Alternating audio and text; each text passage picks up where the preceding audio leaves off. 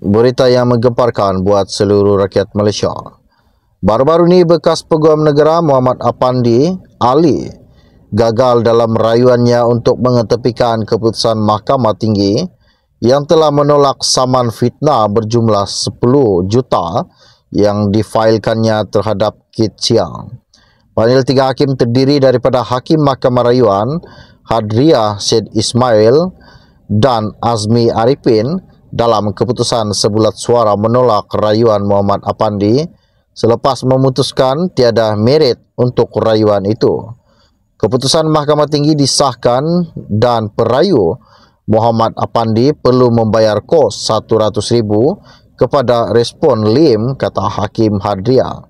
Apandi merayu keputusan Mahkamah Tinggi Kuala Lumpur pada 23 Mei tahun lepas yang menolak saman fitnahnya berhubung artikel Lim yang telah ditulis pada 6 Mei 2019. Perayu juga mendakwa artikel itu membayangkan antara lain dia terlibat dalam skandal kewangan 1MDB.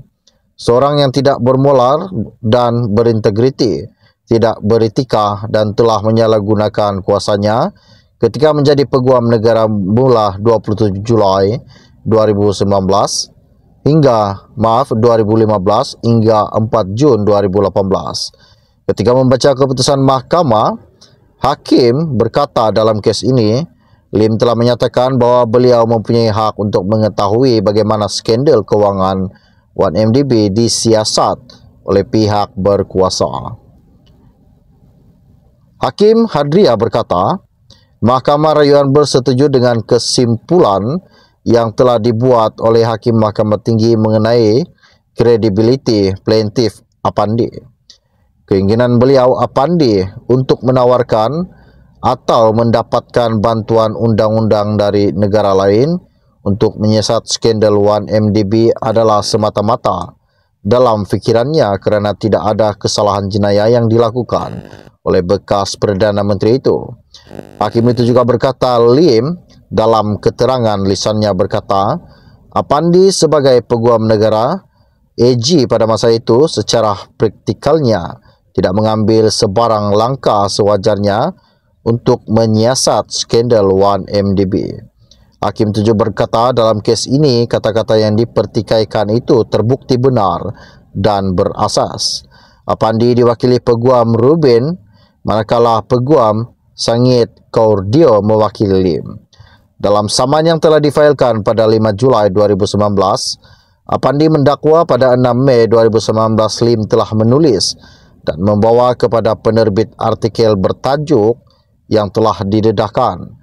Beliau juga mendakwa perkataan berunsur fitnah dalam artikel itu membawa maksud bahawa beliau terlibat dalam jenayah dan bersubahat dalam skandal kewangan 1MDB. Seorang individu yang tidak bermolar dan berintegriti, tidak beretika serta telah menyalahgunakan kuasanya ketika menjadi Peguam Negara. Apandi yang menyandang jawatan Peguam Negara pada 27 Julai 2015 sehingga 4 Jun 2018 mendakwa perkataan fitnah itu adalah tidak benar dan ditulis dengan niat mencemarkan imej serta kredibilitinya sebagai bekas Peguam Negara Malaysia bagi meraih publicity murahan. Beliau menuntut ganti rugi teruk dan teladan serta ganti rugi am berjumlah 10 juta, perintah jaksi bagi menghalang Lim dan atau ejennya daripada terus menerbitkan perkataan yang didakwa berunsur fitnah dan relief lain yang difikirkan sesuai oleh mahkamah. Sekian info ringkas dari saya untuk anda. Kita akan berjumpa lagi. Salam jumpa dan salam kenal. Bye-bye.